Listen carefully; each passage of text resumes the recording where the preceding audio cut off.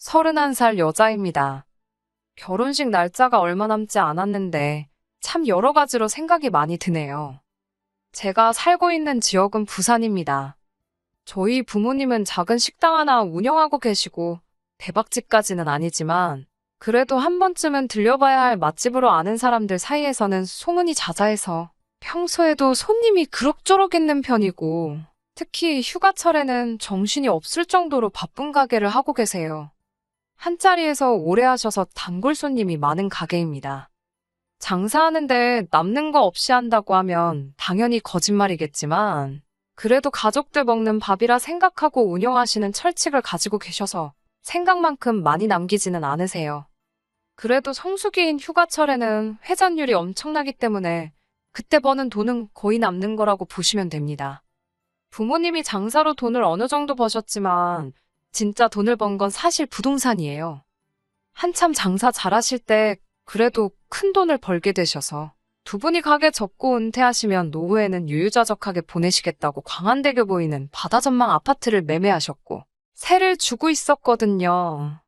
우스갯소리로 하는 말이지만 장사 40년 해서 모은 돈보다 4년 사이에 아파트 값이 올라서 번 돈이 크다고 하실 정도로 집값이 순식간에 엄청나게 올랐습니다. 장사도 잘 되고 부동산으로 큰 돈도 버셨지만 코로나 시국에 손해를 많이 보셨어요. 영업시간 제한과 거리두기로 자영업자들 죽어나간다는 소리가 곳곳에서 들려오는데 저희 부모님 식당이라고 해서 그걸 피해갈 수는 없었지요. 평소 하던 장사에도 타격이 컸지만 가장 힘들었던 게 1년 중 가장 큰 돈을 버는 휴가철이 돼도 관광객 수가 줄어들었으니 그때 버는 돈이 주 수입원이었던 부모님 가게는 타격이 컸지요.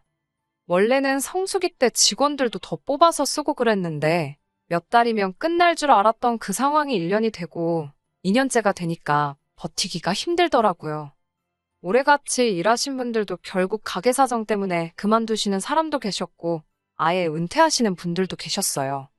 그때 부동산은 한참 오르고 있었으니 솔직히 손해본 건 아니었지만 언제까지 지속될지도 모르는 상황에 한참 잘 오르고 있는 집을 정리해서 손해를 메꾸자니 세금으로 나가는 돈도 크고 이래저래 그게 해결 방안이라는 생각이 들지 않았습니다.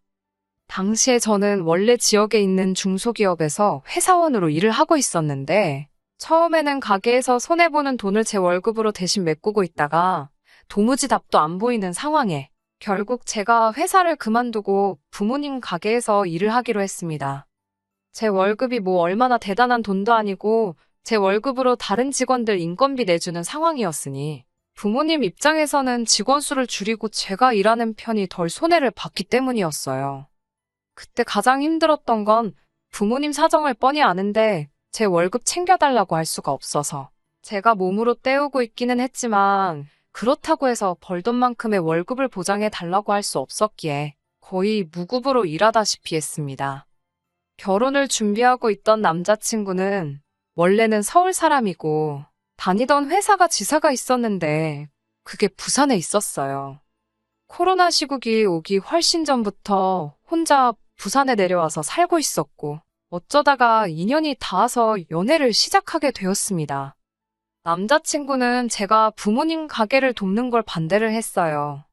제 월급이며 모아둔 돈까지 부모님 가게로 들어가는 걸 알고 있었는데 솔직히 그 상황을 반기는 사람이 어디 있겠어요. 거부감을 느끼는 건 당연하다고 생각했습니다.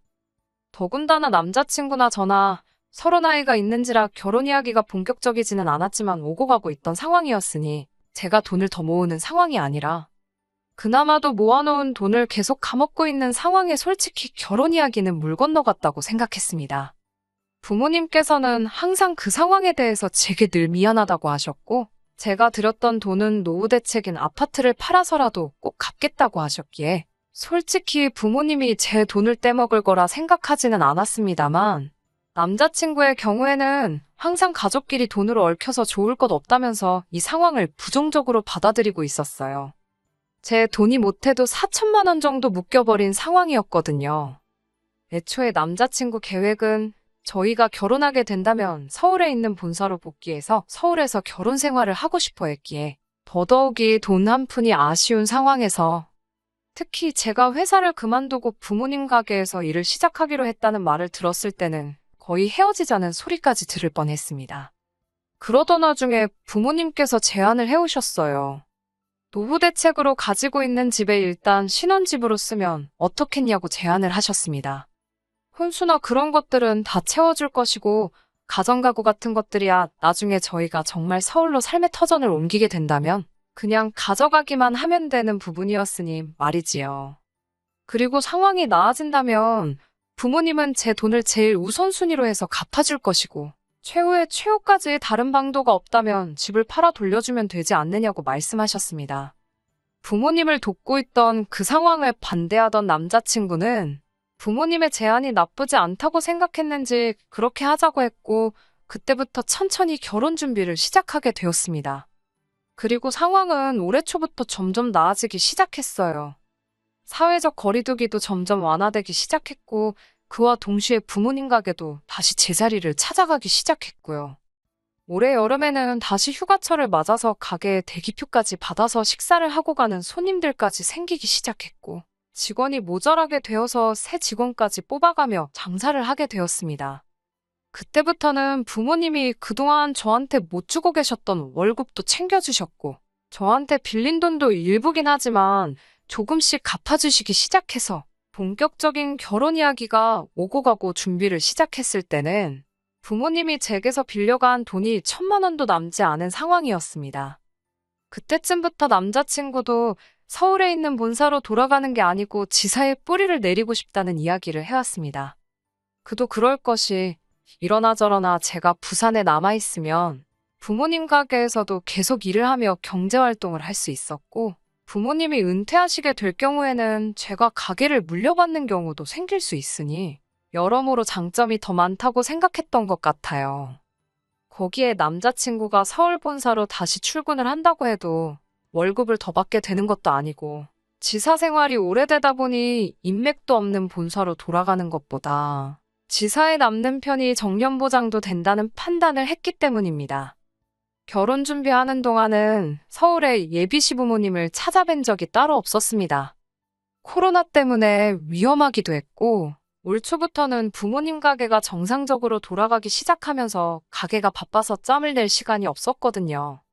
그러다 몇 달 전에 드디어 예비 시부모님께 인사를 드리러 서울로 올라가게 되었습니다.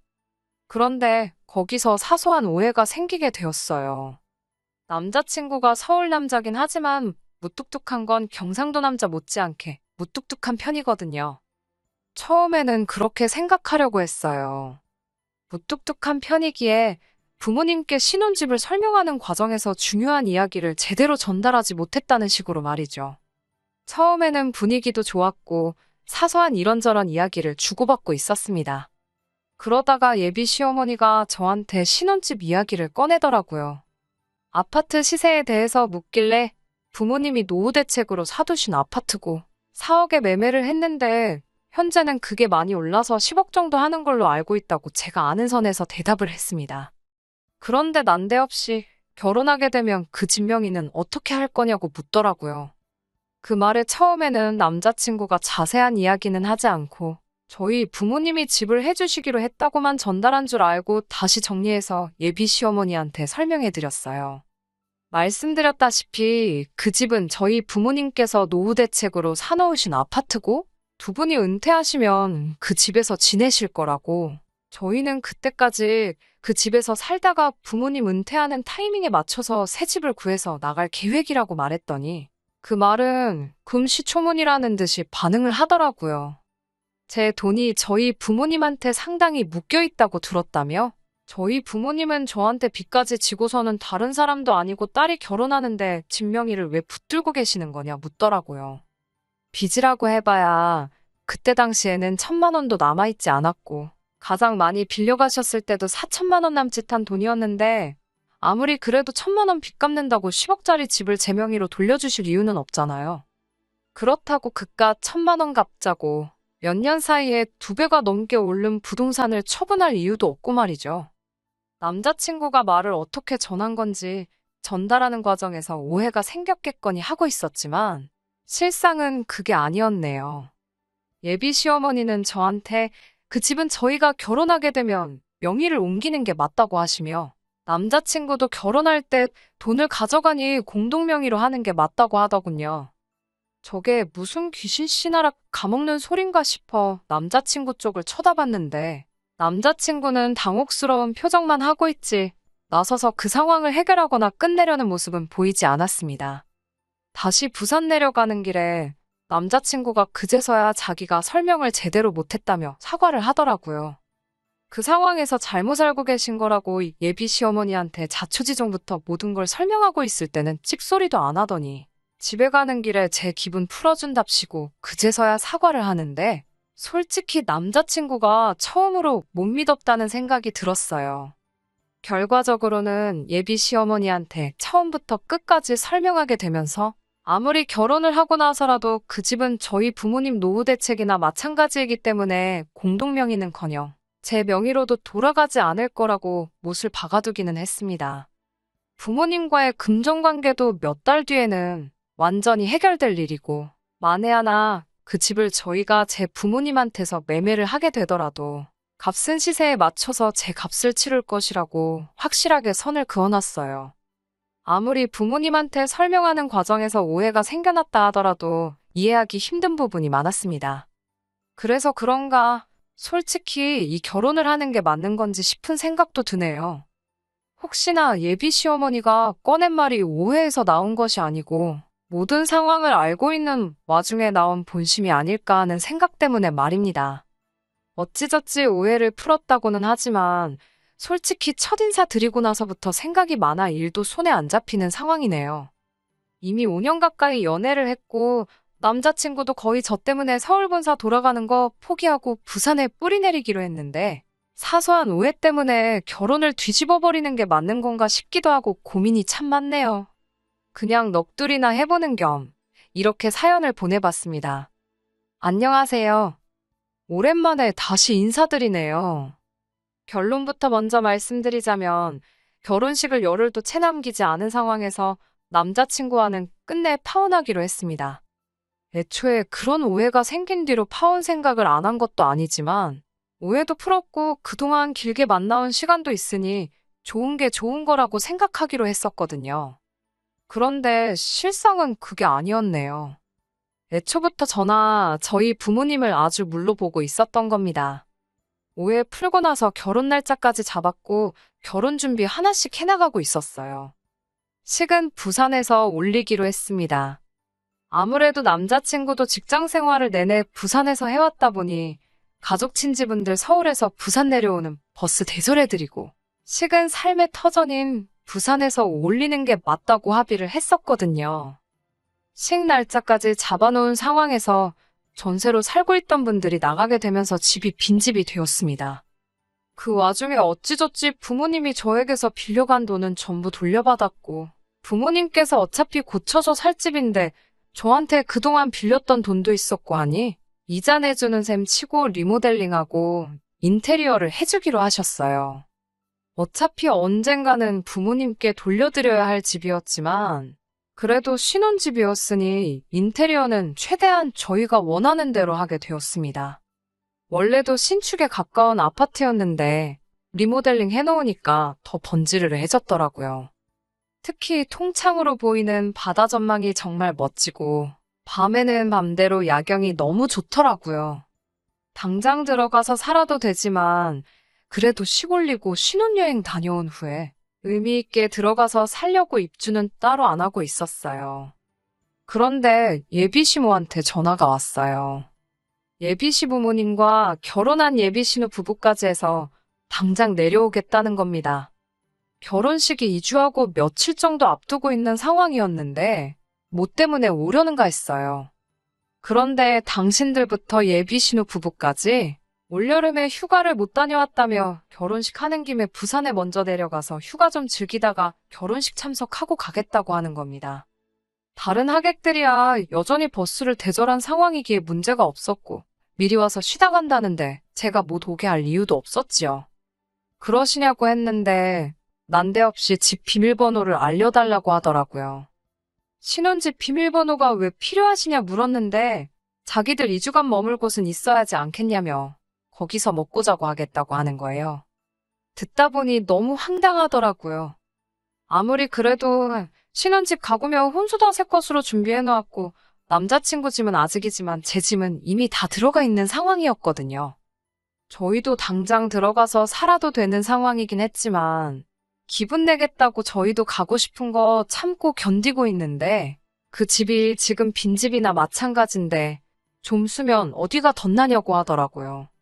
그건 조금 어려울 것 같다고 말했더니 빈집 가지고 뭘 야박하게 구냐면서 예비 시부모가 쓰겠다는데 어떻게 거절을 할 수가 있냐면서 저한테 뭐라 쓴소리를 하더라고요. 해명할 필요까지 있나 싶었지만 그래도 그 집이 빈집인 이유를 설명하려는데 기분 나쁘다고 당신 할 말 다 하더니 전화를 그냥 끊어버리는 겁니다. 어이가 없어서 저도 다시 전화 안 했지요. 그런데 얼마 안 있어서 남자친구한테 전화가 오는 겁니다. 지 엄마한테 연락받았다고 하면서 저보고 왜 그러냐는 거예요. 살림이며 내 옷이며 다 들어가 있는데 솔직히 불편하다고 했어요. 아직 그 집에서 살 우리도 하루도 안 지낸 곳인데 새 가정가구며 쓰게 하고 싶지도 않고 혹시나 뭐 망가지거나 흠집이라도 생기거나 내 물건이라도 하나 없어지면 싫은 소리 해야 될 수도 있지 않냐고. 휴가차 오시는 거면 솔직히 부산에 관광호텔이 얼마나 많은데 좋은데 잡아드리면 되는 거 아니냐 했습니다. 그랬더니 다짜고짜 저한테 어차피 장인 장모님 집인데 왜 저보고 집주인 행세를 하느냐고 하더군요. 저희 부모님이 우리를 그 집에서 살게 해주신 게 다 한가족이라 해주신 것 아니겠냐고. 다른 사람도 아니고 이제 한가족이 되는 사람들인데 왜 남처럼 대하냐고 하면서 집 가지고 제가 갑질을 하려고 둔다는 거예요. 그리고 그런 저희 마음 씀씀이가 결국에는 제가 저희 부모님을 욕보이는 거나 마찬가지라고 하는 겁니다. 저희 부모님을 욕보이는 일이라길래 저희 부모님한테 곧바로 전화를 걸었어요. 이러이러한 상황인데 어떻게 해야 물으니 저희 부모님도 그건 아닌 것 같다 딱 잘라 말해줬습니다. 남자친구 표정이 말이 아니더군요. 이미 다 정리된 상황인데 불만이 아주 많다는 듯 계속해서 궁시렁대더라고요. 저희 부모님이 예비시가족 머물 숙소를 구해줘야 한다는 겁니다. 그것도 바다 전망 보이는 아주 고급 호텔 이야기를 하면서요. 왜 그걸 우리 부모님이 내셔야 하냐 했더니 저랑 저희 부모님이 자기 가족들을 집에서 머물지 못하게 어깃장을 부리고 있으니 우리 가족들은 부산 내려와서 어디서 머물러야 되냐 이런 소리나 하고 있는 겁니다. 애초에 결혼식 때 서울까지 버스 대절 비용도 저희 쪽에서 내는 거 아니냐 예정된 것도 아니고 불쑥 찾아온다는데 그 비용을 왜 우리 부모님이 돈을 써야 하는 거냐고 했지요. 누가 봐도 억지를 부리는 건 자기 자신이었으니 남자친구도 더는 할 말이 없었나 봐요. 그러면 그냥 오지 말라고 한다고 하면서 예비 시부모 바람 맞히는 게 앞으로 네 결혼 생활에 어떻게 돌아올지 두고 보자고 하는 겁니다. 웃기지도 않더라고요. 전 그렇게 오라고 하고 싶으면 자기 돈 주고 숙소 잡아주면 해결되는 거 아니겠어요? 그런데 끝까지 지 돈 쓰지도 않고 자기 돈까지 써가면서 자기 가족들 2주 동안 부산 구경 시켜주는 게 수지타산에 안 맞는다고 생각한 건지 근데 제 앞에서 예비 시부모님한테 전화해서 그냥 오시지 말라 하더군요. 여기서 끝났으면 좋았겠지만 혹시나 촉이 안 좋아서 그날 저녁에 신혼집 가서 비밀번호를 바꿔놨어요. 아니나 다를까 남친 가족들이 부산 내려온다고 통보했던 날에 남자친구한테서 전화가 오더라고요. 이게 뭐 하는 짓이냐고 묻길래 너는 뭐 하는 짓이냐고 저도 똑같이 따져 물었습니다. 잔말 말고 비밀번호나 알려달라는 걸로 봐선 안 봐도 누구한테 현관문을 열어주려고 그러는지 딱 알겠더라고요. 오지 말라고 내가 보는 앞에서 연락하더니 안 들키면 그만일 거라고 생각했는지 그새 말을 바꿔서 자기 가족들 다시 내려오라고 했던 겁니다. 그날 저녁에 남자친구 퇴근하고 나서 아주 된통 난리가 났지요. 예비 시모가 그러더군요. 너 이래가지고 나한테 며느리 대접받을 생각하지 말라고 하면서 우리 아들이 서울 본사로 옮겨서 서울에 집 얻고 그러면 내가 어떻게 하나 두고 보자 하는 겁니다. 신혼집 공동명의 안 한다고 할 때부터 알아봤다고 시골 깡촌에 살면서 돈 몇 푼 좀 있다고 꺼드럭거리지 말라더군요. 남자친구도 그렇고 예비 시모도 그렇고 뭘 그렇게 두고 보자고 하는 건지. 이런 식으로 나오는데 제가 오래오래 두고두고 볼 사람이라고 생각했던 걸까요? 애초에 남자친구가 부산에 뿌리 내리기로 해서 저도 결혼 생각을 한 건데, 이제 와서 서울로 다시 올라간다는 이야기를 하는 것도 어이가 없더라고요. 안 봐도 뻔하죠. 기댈 곳도 없고, 솔직히 이제 경력도 단절돼서 취직도 못하는 제가 서울 올라가서 뭐 하겠어요? 결혼하고 나서 남자친구는 말 바꿔서 서울로 저 데리고 올라갈 계획인 거고, 지독한 시집살이가 예정돼 있는 건 안 봐도 뻔한 일이잖아요. 오히려 술술 결혼 후 저를 어떻게 할 생각인지 전부 다 말해주는 게 고마울 정도였습니다. 그래서 결혼 10일 앞두고 파혼하자고 했습니다. 애초에 처음에 친정부모님 집을 돈 한 푼도 안 내고 공동명의를 한 해 만에 하면서 치사하다 할 때부터 알아봤어야 했는데, 남자친구가 중간 역할만 잘해주면 문제 없을 거라고 생각했던 제가 잘못한 거지요. 그깟 결혼 꼭 오래 연애했다고 해서 책임감 느끼고 해야 할 필요도 없는 거였는데, 좋은 점만 보려고 했던 제 잘못이죠. 끝까지 들어주셔서 감사합니다. 오늘의 사연은 여기까지입니다. 구독과 좋아요, 알람 설정 부탁드리고 더 좋은 사연으로 다시 찾아뵙겠습니다. 감사합니다.